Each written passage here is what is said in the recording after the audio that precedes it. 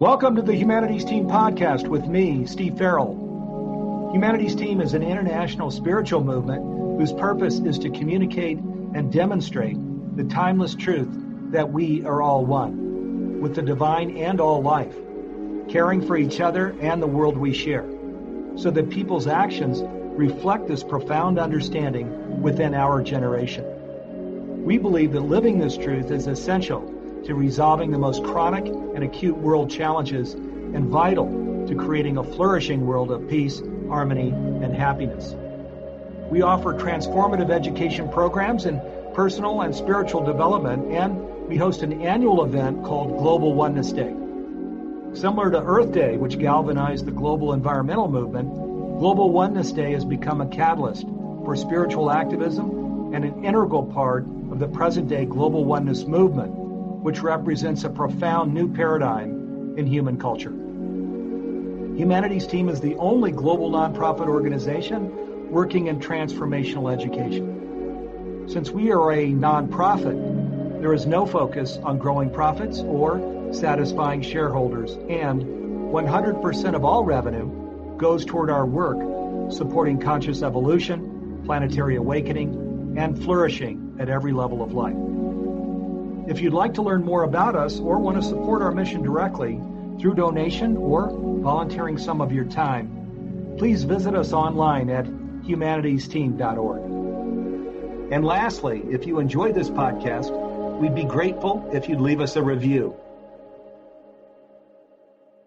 Hey, good day, everybody, and happy September 10. And as you can see, I'm right here on screen with our special guest today, Dean Orfas, who is...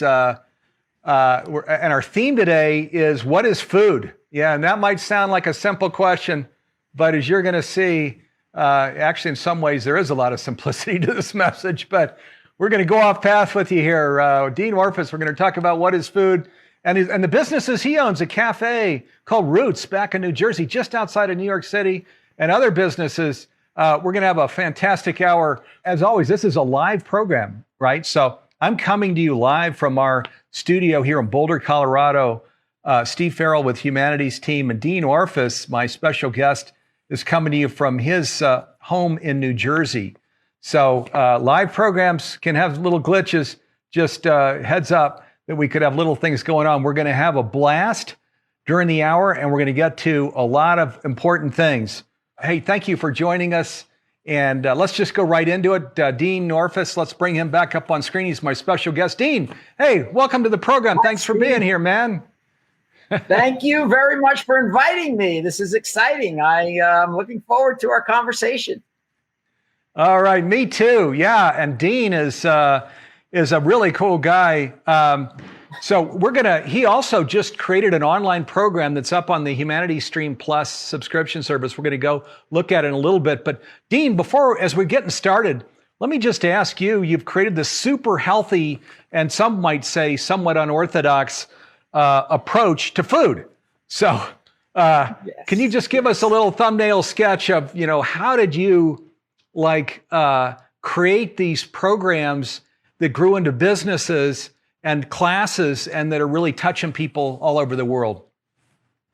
Well, I tell you, the way it started was I was always into physical fitness, and I was lucky that I was always into paying attention to what I was eating from a young kid.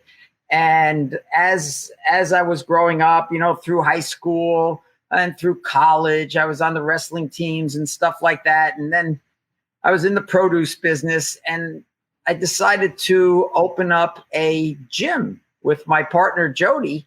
And we opened up the gym, and we were doing fine. It was great. But after the workouts, we noticed that a lot of our clients were doing sports drinks, and they were doing these protein shakes and protein bars. And if you looked at the ingredients on there, I'm like, oh man, what are they doing? They're destroying everything they were doing in the gym. And our gym is unusual too, because it's basically outdoors. There's not one machine in the whole gym. And we decided that we were going to sort of introduce our clients to like you were saying, what food is. And we all heard, let thy food be thy medicine. And it is so true. So what we did is we opened up a little cafe with a couple of blenders in it. And that's what we would offer them after their workouts. And it just took off. They started bringing their friends in, and they started bringing their family members in. And then we expanded to the garage next door. It actually started in the garage. How funny is that? And then we took over the next garage down over there. And then we took over the whole back of the parking lot, and it just grew. And the main reason why I think it grew is because we started going back to our roots, aptly named. And we decided to let people know what actual food is. And the way that we defined it was basically, if man played with it, don't eat it. Get as close to nature as you can. You want the whole food, as much of it as you can. And we don't use any oils. We don't use any extracts. We don't use any processed items. Rarely do we even open up a bag. If you want something like avocado oil, you get the whole avocado in there. If you need coconut oil in your drink, you get the whole coconut. If you need something with protein in it, like a protein shake, you get the whole almond in there. You get the whole walnut in there. And that's the way that we decided to do it. And it's been working tremendously. And we have a crew in there that works with that basic goal, and it turns into delicious food. And it's just been growing ever since. And we've been very, very fortunate to have people understand what we're doing and go along with it, and coming back over and over and over again and getting healthy. I mean, it's the solution to our healthcare problem. You say if there's any packaging on it, or as you say, if people mess with it, don't eat it. So in your cafe, what are things that are on your menu? You mentioned it's whole food, but yeah. Yeah, it's whole. We have burritos, we have tacos, we have pizza, we have we call them meatballs, but they're meatballs. We have pad thai. We have all kinds of desserts that we use the word dessert, but it's an actual meal. You could take any one of our desserts and have it for breakfast, lunch, or dinner, and it would be nutritionally dense, delicious, and it will be very satisfying when you eat it. So the interesting thing about food is you can have food for breakfast, lunch, dinner, and it doesn't even have to be breakfast, lunch, dinner. It could be in between breakfast, lunch, and dinner. And any item that we serve, you could have for breakfast, lunch, or dinner, because it's food. And we deal with our local farmers. We're lucky to have 3 very good local farmers in the area, and we actually help them pick what we're eating. We'll go out there, and on Mondays and Tuesdays when we're closed, we'll go out to the local farms, and we'll help them pick. And it's just a wonderful situation to see where your food's coming from, how you collect it, how you store it, how you process it in your own kitchen, and then how you see it served to our customers. I get goosebumps even just thinking about it. It's just wonderful. I wish there was wood on here to knock on, but I don't have a doctor. I don't have any medical bills. I'm on Medicaid or Medicare or whatever it's called. I don't even know. It's, when you get to be 65 years old, which was a long time ago, you automatically get onto this program. I never use it.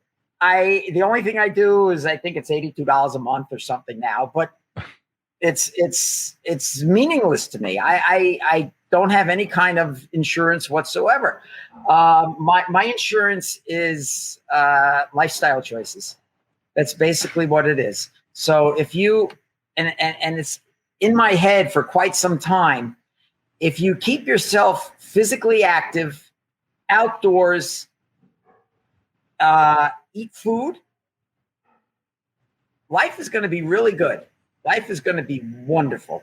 It's a way to extend your life. You know, you hear that now we live the longest that we've ever been living. I get that part. But if you're going to be living the last 10, 15, 20 years of your life as a burden to your family and to your kids, because you're being kept alive by chemicals and machines and tubes coming out of every single possible thing you can, and you didn't have to do that because of lifestyle choices, you're going to die healthy. What better way to go than to have no idea why you died? Yeah, I mentioned this is a live program. Let me share. I'll just come in right now while that train's coming by. That Dean does own. He's the owner of, I mentioned Roots, this cafe in New Jersey, just outside of New York City, but he's also the owner of Real Application Workouts and other businesses. And Dean doesn't look like he's 65. He says this Medicaid or Medicare thing happened years ago. Sure doesn't look like it. Hey, let's, so Dean's with us. The train just passed. This is a live program. Let's go take a look at this video real quick. There's a 5-minute segment. This is from, there's an online educational program. It's called On the Path to Health, A Journey Towards the Perfect Diet. Okay, this was created by Dean Orfas. It's a new transformational education program on the Humanity Stream Plus platform. Let's go take a look at a 5-minute clip here. And then Dean and I will come back and talk about it.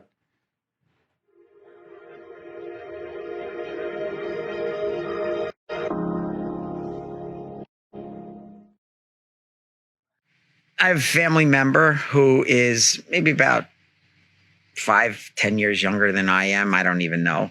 But once you hit 65, I didn't know this, but found out, once you hit 65, you have to go on Medicare or Medicaid or one of them. I don't know which one it is. You have to go on it. All right.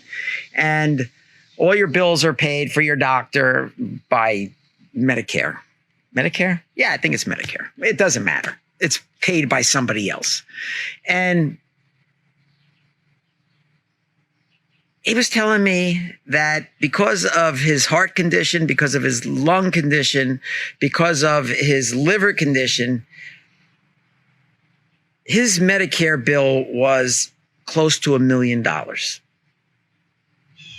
Now, he didn't have to pay it. He didn't have to pay it. This is the collective health problem that we're having now. Mine is, and always has been, zero. Literally zero. Except for when I broke my leg. You know, when I was, I don't know, in my 50s or something, I broke my leg and got it stitched up and fixed. But my Medicare bill is zero. I don't have a doctor. And what is food? Food is the reason why I don't have a doctor. That's one definition of food. Food is the reason why I'm not overweight. Food is the reason why I have an unlimited amount of energy. It's the reason why I get up 4 o'clock in the morning and go running in the woods and playing in the forest and chasing after my dogs, starting like, I don't know, I lost count of how many businesses because I'm following my partner around, but there's a lot of them going on and there's a lot of things happening. And if something else comes along and the opportunity comes along and I think it's good, I'm going to take it because of food.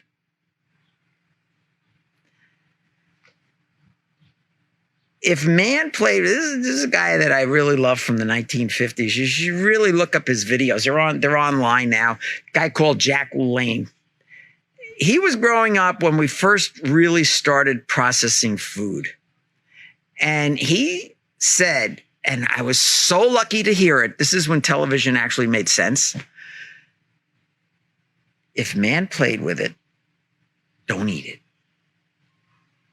Now, that's a big statement. It sounds like very few words. If man played with it, don't eat it, like 7 words. But it will save your life. How to look at something, what's food. A really great way to prepare yourself if you're interested in getting healthy and staying vibrant, a great way to control yourself is if you buy something in the supermarket or any place, or someone gives you something and you have to open up the package, stop. Right then and there, you know, without a doubt, man has done something to that food. Without a doubt. Because it didn't come from the ground in a package, right? So if you believe this to be true, that if man played with it, don't eat it. And I hope you do. Once you grab a package, you will have warning signs all over the place that this was played with by man. If you go out and you go pick a tomato, there's no ingredients on it. There's no barcode on it. There's no health label on it. There's no packaging on it. There's nothing on it. That's food. When you get, let's see, sun-dried tomatoes in a package, and you go like this, oh, I love sun-dried tomatoes. One time I left a tomato out in the sun and it dried up, and oh, it was so good. I did it myself, and it just dried up on the vine, and it was delicious. So now it's not tomato season anymore, and I go to the supermarket and I see sun-dried tomatoes. I take them and I open up the package, and it tastes a little different. There's something going on there. Wait a minute. I didn't check the ingredients. I know man played with it because it's in a package. Let me go look at those ingredients. Tomatoes, sugar, sulfur dioxide, sulfates. What the heck is that? Why am I going to put that in my body? Why am I going to put that in my body when I could either do it myself or search a little harder to find a company that doesn't do that to you? So, Dean, back with you here. Wow, real excited to have this program here. This is what conscious living is, right? You would say it starts with food, I'm guessing. Without a doubt. I would say it starts with food, and it starts with being physically active also. And that combination it's what our body feeds on. And our bodies are made to heal themselves. And as long as we give it the proper nutrition and the proper physical activity, by proper physical activity, I mean that you have to be outside in nature, go for hikes in the woods. You don't have to, be on a machine going like this, on machine number 13, plate number 6 every day at 10:15. You don't have to be doing that. The body adapts to different situations once you take care of it. So if you're outside walking in the woods, appreciating nature, you come back and you have a whole plant-based diet waiting for you, or just put it together. It's very simple. It's not a big deal to do it. It sounds, I hear a lot of people saying, oh, it's just such a hard, it's hard to do. Not everybody can do what you do, but that's not true. It's simple.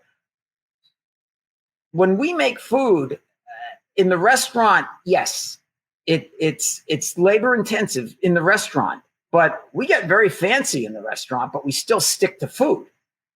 But when I go home, I make a meal within 5 minutes. Within 5 minutes of being home, I'm sitting down eating it.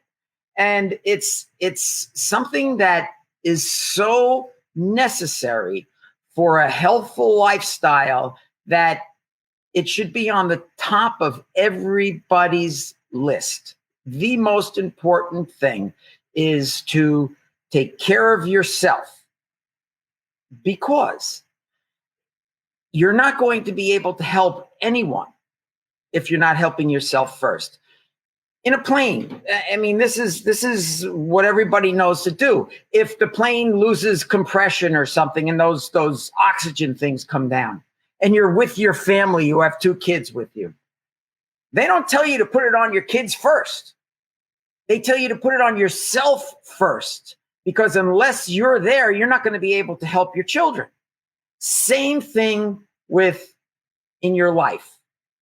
You have to be able and understand yourself first before you can take care of anybody else. And if you want to be a role model to your family and you're eating properly and you're physically active, that's the way to get to them. Now, in the restaurant, we want to get to everybody. We want to make sure that everybody out there, every single person out there understands that whole foods on a plant-based diet is the way to go to keep yourself healthy. When you go to the doctor, I see it very often. You go to the doctor with an illness, and 90% of the time, they'll treat the symptoms. But why did that happen to begin with? If you go, and I know that doctors will agree with me, but it's really hard to make money as a doctor if you're not treating symptoms. Because if you, as a doctor, if you say, listen, here's what you have to do. Get rid of the morning pancakes, get rid of the sugar, get rid of all the jelly and that you're putting all over your breakfast and the donuts. Eat whole food for about 4 to 6 weeks, then come back to see me and we'll know what the problem truly is. Most of the time, the problem is gone. The only problem that is now is you have to sort of discipline yourself in the beginning because it's a lifestyle change. Lifestyle changes are difficult to do.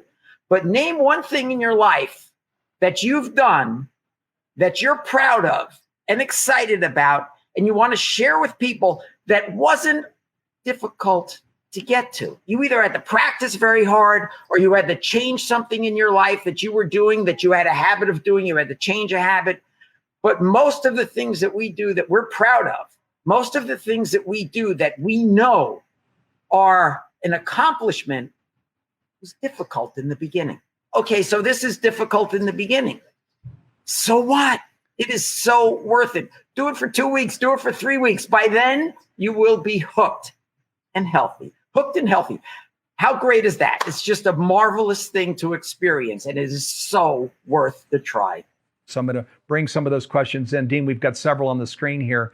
So I'll just share again, this program is called On the Path to Health, a journey towards the perfect diet. It's joining hundreds of other programs, our most popular masterclasses, and hundreds of other programs on the Humanity Stream Plus platform, which is this strategic platform that's designed to just support conscious living all over the world in every home, workplace, throughout the world. So, and there's a 7-day free trial that you can go in to check this program out on the Path to Health, a journey towards the perfect diet.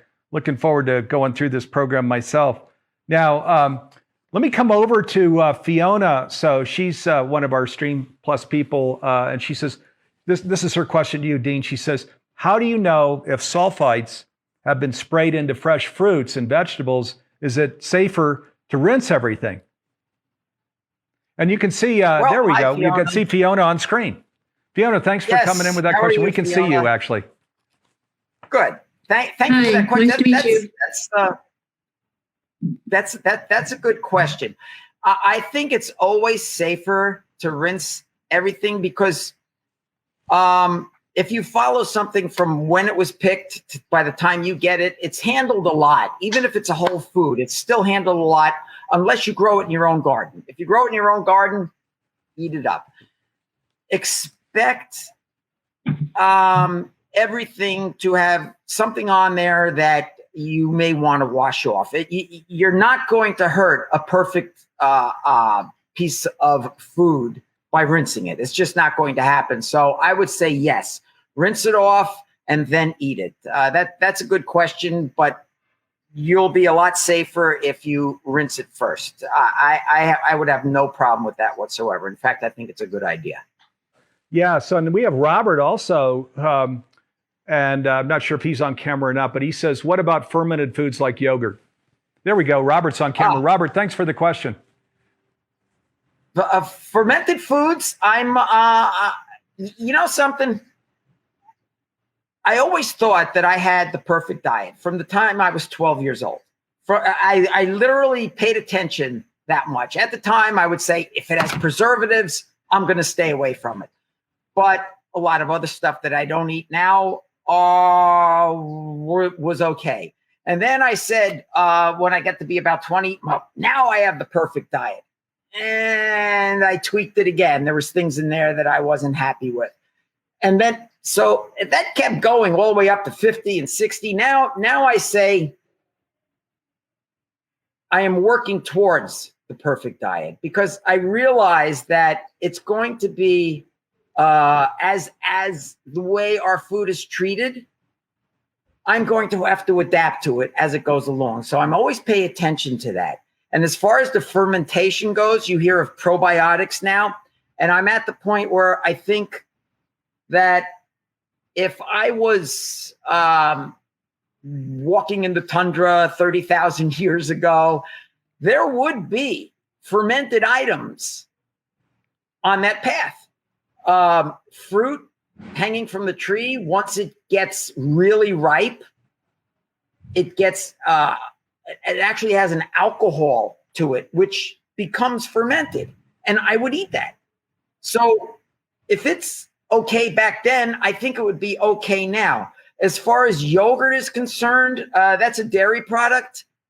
At this moment in time, I stay away from dairy products, mainly because our cows wouldn't even exist if it wasn't for man. There would be no such thing as yogurt as we're eating it if it wasn't for being played around in some kind of factory. It just wouldn't happen. There would be fermented fruit. There would be fermented grapes. Not an abundance of them. You'd come across them every now and then, and yes, you would eat it. But fermented pickles and stuff like that, cabbage, kimchi, as of this moment, I would say they're healthy for you. As of this moment, yogurt I would stay away from. But fermented foods, I'm a fan of them right now. I don't see anything wrong. That's not to say that I am not looking at it. I'm not wondering about it. I am understanding it more and more as I go forward. But as of now, fermented foods, fine with me. You know, it's interesting, Steve, about kombucha. I love it. I think it's great. And then I read the ingredients. Now, there is kombucha out there that just uses honey instead of sugar. So you can get kombucha out there that's raw honey. And as we are, you hear the expression, you are what you eat. Yes. And also, if the bacteria in the kombucha is eating sugar, it makes me wonder. And I hear that the bacteria eat all the sugar, so it's fine. There's no sugar in the kombucha. And I say, okay, that's fine, but something ate that sugar, and now I'm eating that something. So if you look around, there's kombucha out there that actually has the bacteria eat food. It's a little bit harder to find, but if you find a kombucha that eats a fruit or a raw honey or something like that, go for it. I am all for it. It's harder to find. It may be even a little bit more expensive, but I think it would be worth it. I think it would be worth it than just having the mother in there, the bacteria eating sugar. Just my thinking. Nice because, tip there. Yeah, give it a shot. Yeah, that's a good tip. So now Noah, who you know, he's actually in the Humanity Stream Plus room. I think he's got a live question. So let's bring Noah on camera here. Okay, Noah, we can hear you, and I'm sure you're coming on screen in any second. We can hear you. Cool. Well, there you are. Okay. Hey, there All you right, are. Dean. Now we see you. Hey, my friends here. All right. Wonderful. Nice to see you. Wonderful. Dean, well, I was the one behind the camera filming this, Dean, so thank you for gracing us with this program. I would like to ask you and get your take on, through this process, you continue to share about what we were doing 30,000 years ago. And even furthermore, you bring in how you have this connection with, humans from 30,000 years ago. So I'm wondering if you could share a bit about this and how this helps you to guide your choices in lifestyle and diet. I am so glad you asked me that question. Yeah, first of all, I have no idea what the questions are going to be. So they're all just from my experiences throughout my whole life. And this one is pretty close to the way that I look at everything. When you go into the library or you go into a bookstore, all right, a local bookstore, and you're looking around, the largest areas are diet and exercise. And you could pick up one book over here and they'll be completely contradictory of the book that's over here. So how do you say, I want to get healthy? You go into the bookstore and say, I'm going to get a book on what I can eat to be healthy, really trying to get healthy. And you're reading things that from very smart people who are completely contradicting each other.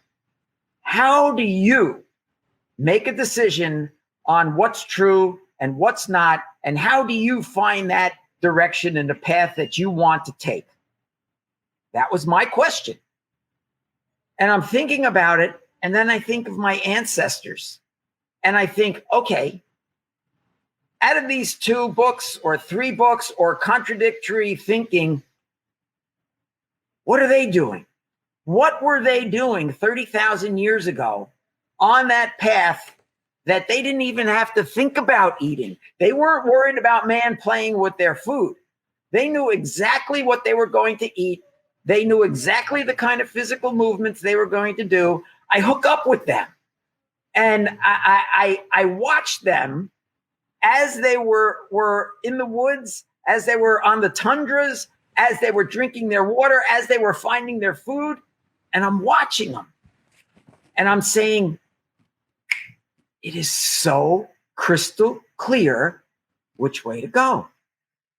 And then you know that once you're reading this book and you have a question on whether you believe this one or you're going to go with this one, think back. Think back to your ancestors 30,000 years ago and give them the question. They'll answer it. They will tell you exactly which one's going to work for you because they've done it. There was no such thing as heart attacks back then. Heart attacks didn't start till we started playing with the food. It didn't happen. Inflammation of the arteries didn't happen. We had food in our body the way it was supposed to be.